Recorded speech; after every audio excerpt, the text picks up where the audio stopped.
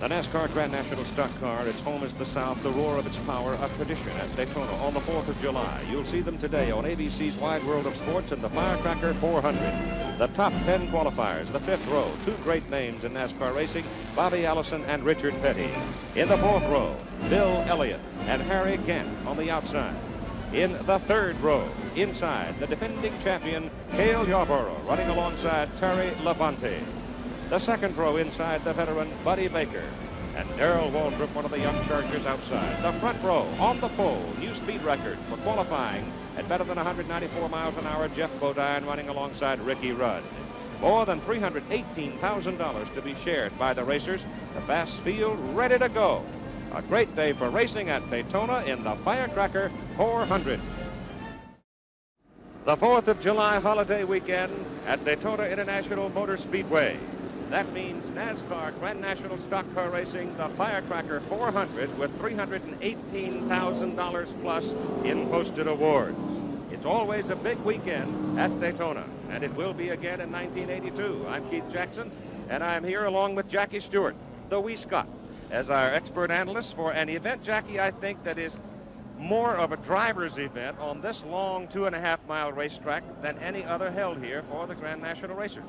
You know, in February, when these same cars and drivers come down here, it's a 500-mile race, but it's a lot cooler at that time. Right now, for the Firecracker 400, the racetrack is very slick. You'll see a lot of cars getting loose. It's not the man with the fastest car that'll win the Firecracker 400. It's the driver with the most talent and being able to set his car up for the entire duration of the race. A lot of loose cars will be out there, a lot of spin-outs, I anticipate, and most of all, good racing.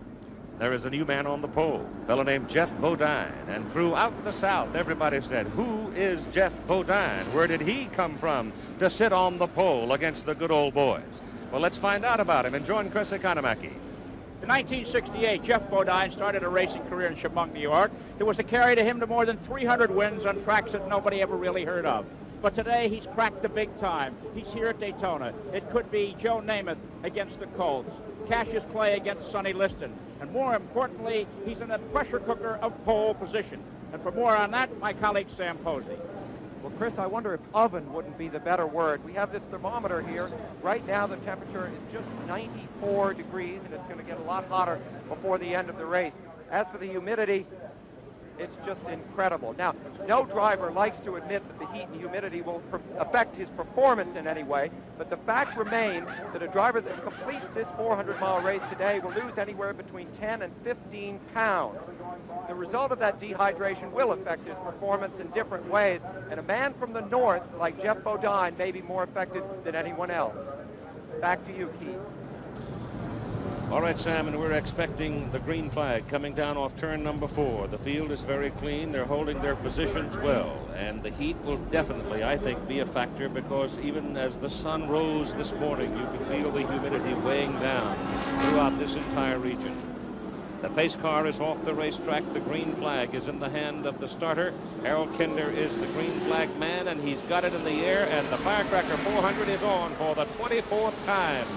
Bodine holding the inside position. Buddy Baker looking to make a move. They're still holding their order very well into turn 1. Now working through the short chute between 1 and 2. And up at the top, you can see that there's beginning to develop some movement. Waltrip is in tight in the number 3 position right now. As they come down off turn number 2, heading down the back straight, now you begin to get some drafting and you get movement as Buddy Baker in car number 28 makes the move on the inside and goes into the lead, followed by Cale Yarborough, and Bobby Allison drops into the number 3 position. Well, there's the old team, the old brigade still out there with that experience getting through the traffic with little hurry, almost with ease. These top drivers immediately slot in, and look at Cale Yarborough, car number 27 there, tucked in behind Buddy Baker, the 28 car, and then Bobby Allison behind that. A very clean start and just the old close up. It could well be that they will be there most of the day because even though we have many young lions running in the field, they have yet to prove to anybody that they're ready to take away the mantle of championship from the old-timers. The old-timers being people like Bobby Allison and Buddy Baker in their middle 40s, and Cale Yarborough with a slingshot move there going into the lead. He comes from just up the road in Pimmonsville, South Carolina, and he's about as tough as anybody you could ever want to go up against in an automobile race. He wants won a year ago in stifling heat here. And when it comes down to personal endurance, I guess there is no one quite like a Yarborough, unless it could be somebody like an Allison who just pulled out from behind him and went on into the lead. Bobby coming out of Hueytown, Alabama. He's used to this kind of summer heat. He's been thriving in it for a long time. He was the winner here in the Daytona 500 in February. He has won an awful lot of money in automobile racing, and he's having a pretty good year. In 1982, he has never won the Grand National Points Championship. He wants it this year. But having won the 500 might be a help. Earlier, Chris Economaki asked him about it. Well, I think it shows that our car and our setup for the race, our engines, our teamwork and everything really is pretty well designed for this race and for this track. And I think that if nothing else, it gives a little psychological edge. And your running order right now: Bobby Allison, Cale Yarborough, Buddy Baker, and Darrell Waltrip. We'll be right back. The running order remains the same: Bobby Allison, Cale Yarborough, and they're just close enough to switch positions. Buddy Baker is still right there, and Waltrip as yet has not made a move. And Waltrip, of course, has gained a considerable reputation in recent years as a charger. But these are two pretty tough guys to charge by as Cale Yarborough goes down inside, slingshots Bobby Allison, and goes into the lead. And right now, Jeff Bodine, your pole sitter, is dropped back to the number 5 position. Well, he could hardly hope to be any higher than that as they come off at turn 4 here in this amazing speedway, 2.5 miles around. It's an enormous speedway. It's built in 455 acres, and right there's a dog leg. It's a tri-oval in a way. As they're now going into turn 1, you're talking about a 31-degree banking round there. Quite incredible. These cars seem to be glued to the road as they go around there. And this is where you see the talent of the real top-line stock car drivers. They're passing and repassing each other, but they're not slowing each other down.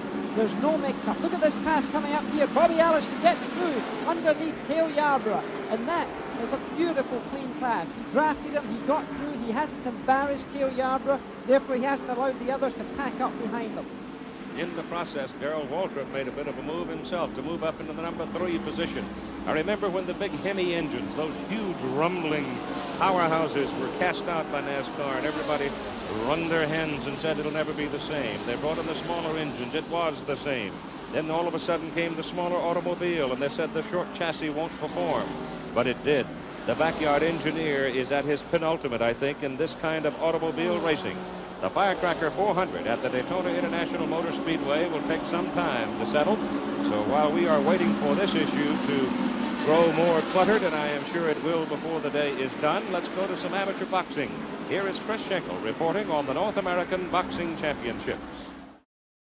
The Firecracker 400 at the Daytona International Speedway. Keith Jackson, Jackie Stewart, Chris Economaki, Sam Posey, as you watch on ABC's Wide World of Sports. And you see that car with red all over it, red and blue there in the middle, getting very much involved in the leadership of the race.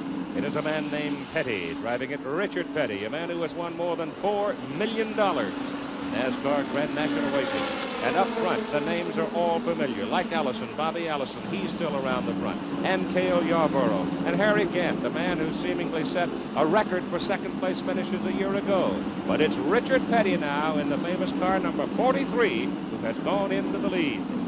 King Richard Petty, in fact. What a master of going faster. Richard Petty, of course, won more than anybody else. He's just one of the old dogs. He's got such a lot of experience and knowledge below him. He seems to do it so easily. He travels higher around the racetrack than anybody else. You normally talk about one of these walls having Petty blue up there because most of them will be scraped by the bodywork of Richard Petty's car. He comes down out of turn 2 onto the back stretch, and you can see a real race going on right there between Cale Yarborough and car number 88. That's Bobby Allison. Petty, in the meantime, is your leader with Harry Gant settling right in behind him. And they are now burning it, Jackie. They're running it better than 191 miles an hour.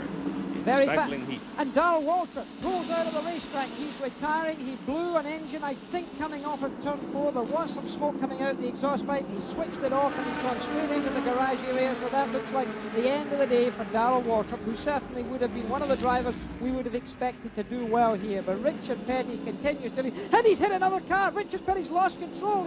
He's regained it remarkably. The other car, I think, is spun off. Yes, he's spinning down low on the Speedway. That's Travis Tiller in car number 46. So he is off the racetrack, but Petty got control. However, Harry Gant got the lead. Well, Richard Petty had to back right off there. In fact, they're now still racing around this racetrack. The NASCAR rules say that you've got to race to the yellow flag, which can only be given at the start-finishing line. So that incident was, and there's that yellow flag. Now the cars can slow down and take their time around there, but they raced all the way around from, and they're still going back into the pits. He is obviously suffering in some way. Let's see the replay. Richard Petty high on the screen there. The other car definitely went up the Speedway and came into contact with Richard Petty. Now look at this car control. That car is sliding. The back end's loose. Richard Petty is steering into the slide. He holds it incredibly at a speed of about 195 miles an hour, regains control of the car. In the meantime, Harry Gant goes underneath Richard Petty because, of course, Petty had to back off the accelerator just a little bit, and Harry Gant took advantage of him. And under the yellow flag, obviously, all of your leaders are into the pits. Richard Petty had to come in because, you know, he had flattened the tires on the back of that car, possibly even the front. He's taking tires on both sides. Car number 33 is Gant. Meantime, Jeff Bodine in car number 50 is first out of the pits, and he will go into the lead. It's the first time Bodine has had the lead in the Firecracker 400 since the start of the race.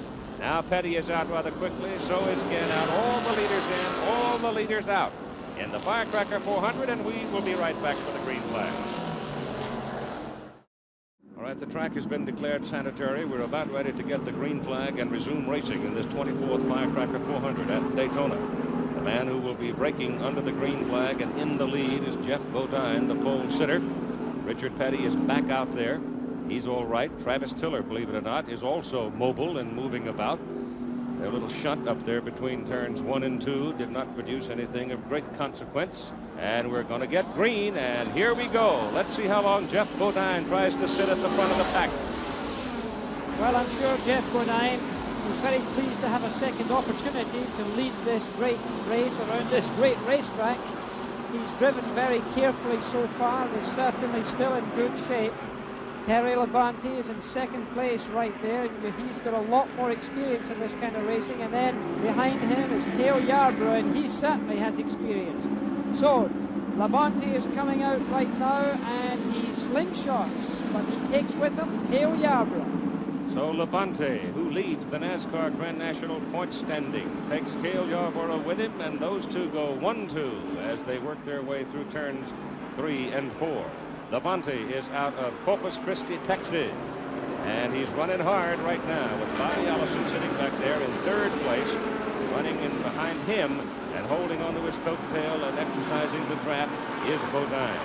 So Bodine apparently is intent on maintaining some stability here as he just stays out of traffic and stays out of trouble. And Cale Yarborough, again using the draft, whips by Terry Labonte and goes back into the lead. So it's been pretty much under the green flag today, the matter of first Buddy Baker, then Bobby Allison, then Cale Yarborough, then for a brief time Bodine and Labonte. But pretty much it's been Yarborough and Allison who have been sitting up around the front in this Firecracker 400. Great speed shot as they come out, the 31-degree banking here, 18 degrees in the dog leg, just where they are right now. It's amazing to think that these cars drive around here at such speed, looking as if it is so easy from the driver's point of view, but let me tell you, it's... Oh, and there's an enormous accident here, high-speed accident on the front stretch. All the cars seem to still be moving. That car is there. That's Rick Wilson's car. He must have spun off at a speed of more than, I'd say, 190, 195 miles an hour.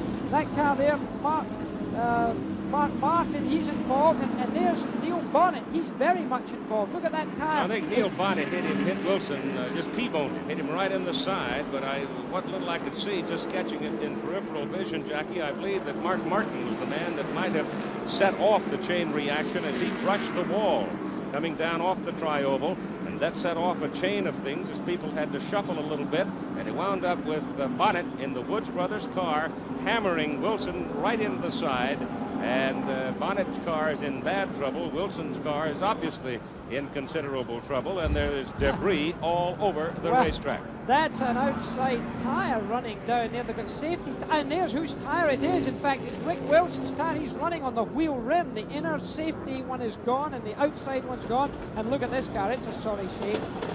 I think that one may go straight on to the garage. So obviously the yellow flag is out. We're under caution at Daytona. It'll take a while to clean this one up. So let's rejoin Chris Schenkel and the conclusion of the North American Boxing Championships. We resume our coverage of the Firecracker 400 from the Daytona International Speedway.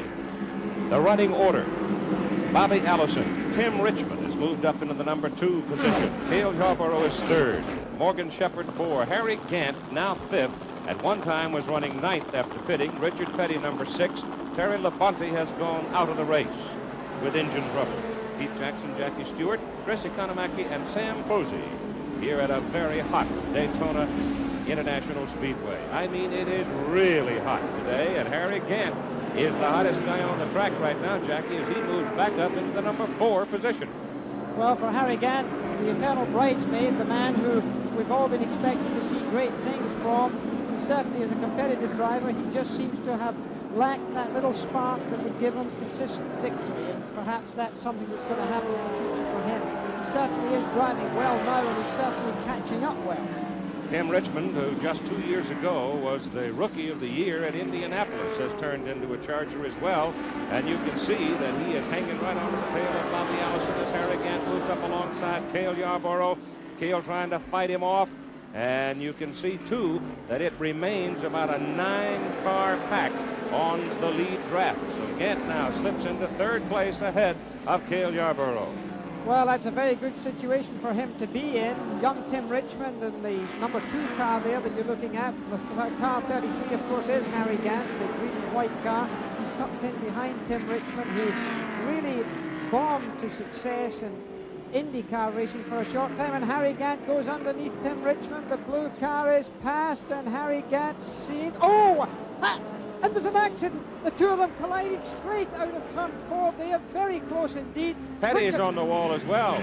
Oh, Richard Petty, a heavy accident there in that leading group. It did seem that Tim Richmond's car slid out there, and Harry Gant trying to engage another gear. He obviously doesn't see the immense damage to the front end of the car, therefore he's trying to engage a gear to drive forward, but that car, look at these wheels spinning in the rear, he's never going to do it. And Richard Petty, he seems to be okay. Let's see a rerun of this right now. Harry Gant on the right-hand side of your picture here. Tim Richmond, the blue and yellow car. Look, it loses adhesion. He drives out, hits Harry Gant firmly in the rear end of the car. Gant's car then collides heavily with the wall and with Tim Richmond. That car so close to turning upside down, could have been a very serious accident. Why the car didn't turn upside down, I don't know. Richard Petty now hit the wall probably at 180 plus miles an hour. He kept it together, managed to keep control. Other cars obviously came in contact with each other. Well, this accident took place right underneath our commentary position, and it does seem to me that there's a bit of a slowness in the emergency crews coming to this accident. Certainly it's a lot slower here at Daytona than it is, for example, at Indianapolis.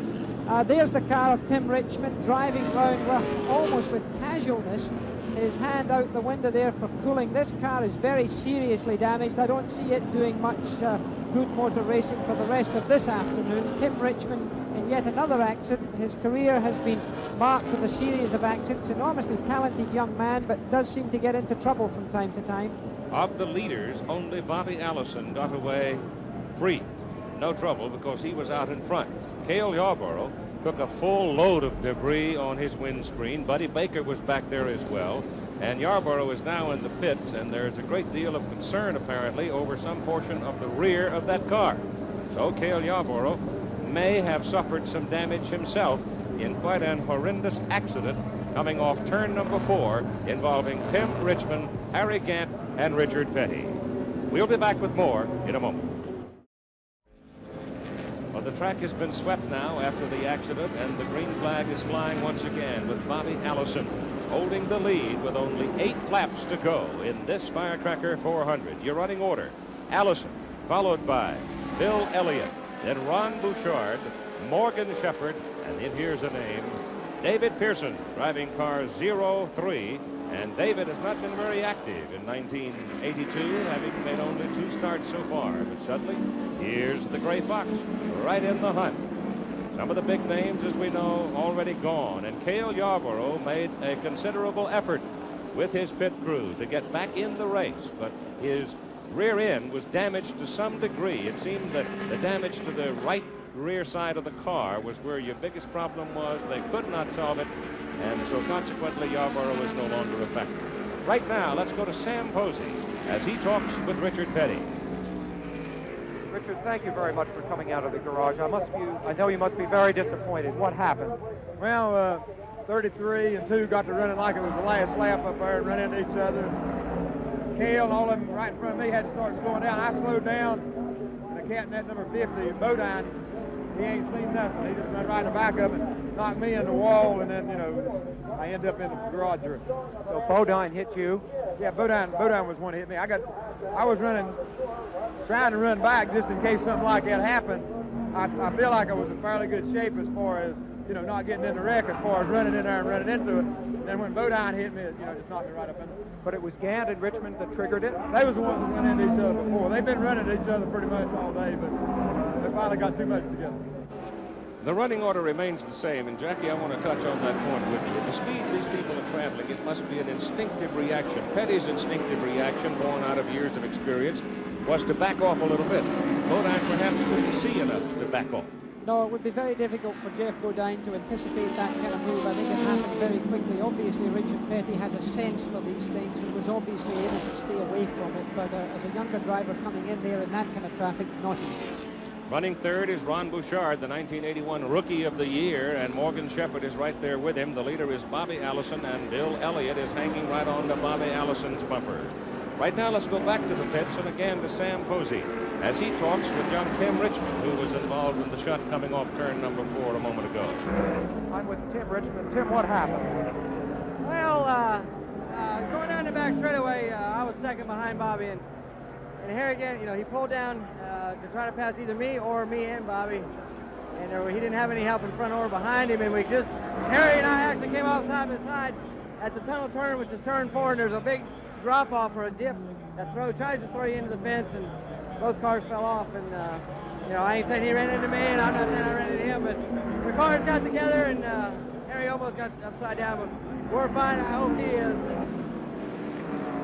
So let's see whether or not old Lady Luck has decided to stay around or whether she has fled the scene. Now it is also at a time with 4 laps to go in the race when the leader starts to hear funny sounds. Well, racing drivers have a tendency to imagine things when they're so close to the end of a race, particularly if they're leading a race. Many times it certainly happened to me. You seem to be more sensitive, your adrenaline's pumping, you're very, very high, you're very clear on little movements within the car. You're obviously looking for trouble. You don't know whether Lady Luck is riding with you or with your opposition. But right there, of course, the important thing is that Bobby Allison has such incredible experience at the age of 44 years, and Bill Elliott is only 26 years of age in car number 9, who's in second position right there. That has a lot to say for itself around a super speedway like this 2.5-mile tri-oval here at Daytona. Because, of course, this man has been in the situation so many times before. And, of course, Bobby Allison won the 500-mile race here in February, so he knows where to be on the racetrack to take best advantage. And certainly Bill Elliott has got to be looking for a place to go right now.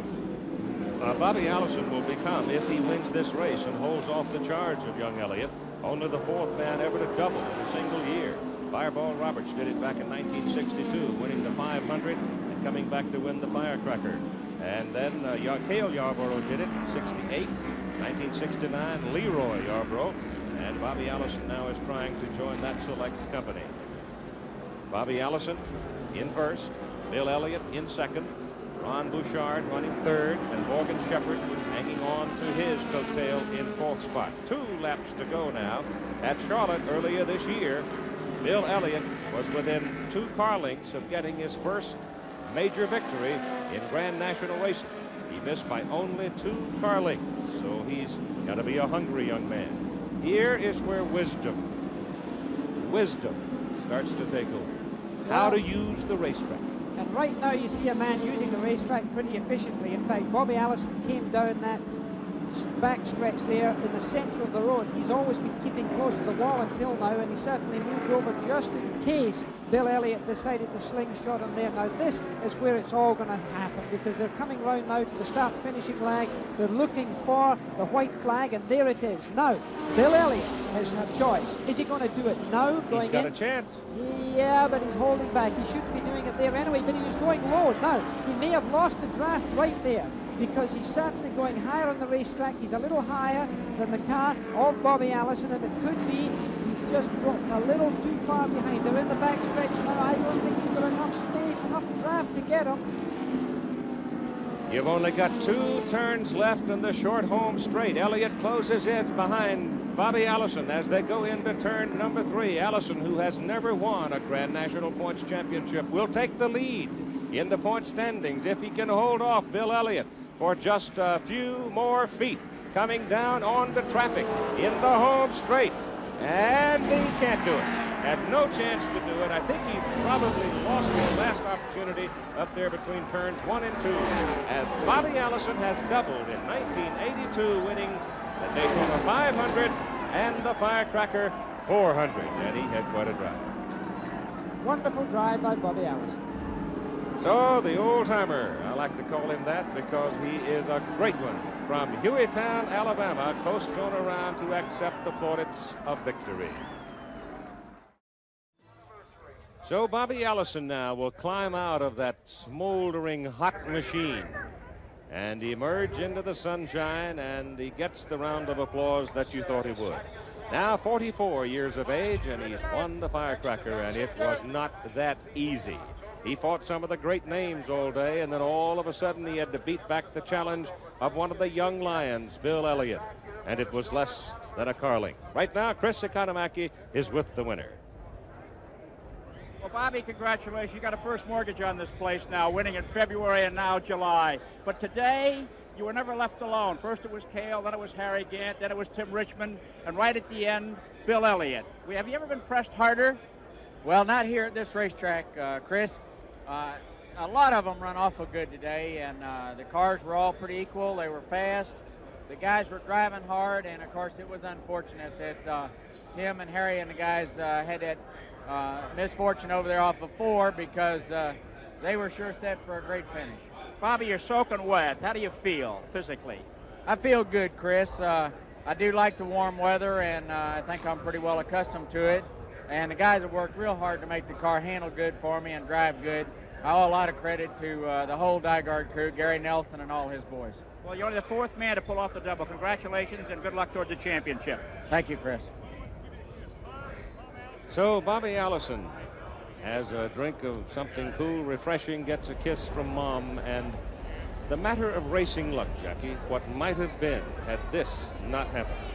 Well, it does seem to me that the car of Tim Richmond certainly got out of shape and hit Harry Gant's car. That's what it looked like to me. Harry Gant's just a lucky man that he did not turn upside down there. That could have been a disaster. You never know. Bobby Allison was in front when it happened, and he was in front when the checkered flag fell, but a bitterly disappointed man has to be Harry Gant. Here is Sam with him. Harry, what happened? Well, it's sort of hard to really explain the whole thing unless you're on a racetrack running, in a race car. What the deal was, we was coming up to the front, the car had run. That's the first time I'd really run it that hard all day. And I passed Tim in the corners, and then I was going on under Bobby, and we come on around, and I was sort of getting under Bobby, which I thought I was going to, which I'm still sure I went on by him and start finish line. But see, whenever I was running kind of over the left of Bobby, and my car moves back and forth a little, and then Tim was drafting Bobby, which also, when you're in a dead draft, your front end will move back and forth. So we were just real close, and the two just touched together. Nothing could be helped, which this happened a bunch of times today. A lot of cars touch. When you're drafting, when you draft up beside a car, both of them wiggles. They move like a foot. So just at a bad place there, coming off the corner, that it did touch together, which turned me back in the wall. And I almost caught the back of Bobby's car. So just an unfortunate accident. I hate it, and I hated all the cars went out of the race there too. We had the accidents, but fortunately no injuries. A closing comment, Jackie? Well, such spectacular accidents, of course, a great credit to NASCAR, the type of building that is done on these race cars for safety, very impressive. Once again, demonstrating that NASCAR stock car racing is by far the closest form of racing that we ever visit in a year. All good racing. Payoff is more than $40,000. Bobby Allison is now won more than $500,000 at Daytona, 163 plus his winning speed. The executive producer of ABC Sports is Roone Arledge. Coordinating producer of ABC's Wide World of Sports is Dennis Lewis. Today's program produced by Mike Pearl. Firecracker 400 directed by Larry Kahn. North American Boxing Championships directed by Craig Janoff. Coordinator Carol Letton. Associate producer in Daytona, Bob Rosberg Jr. Associate directors, Peter Lesser and Catherine Cook. Our technical directors, Werner Gunther and Chet Mazur. Stay tuned now for ABC News World News Tonight, Sunday, over most of these ABC stations. Travel arrangements made through, promotional fee paid by United Airlines. United flies more people to Hawaii than any other airline. That's what friendly skies are all about.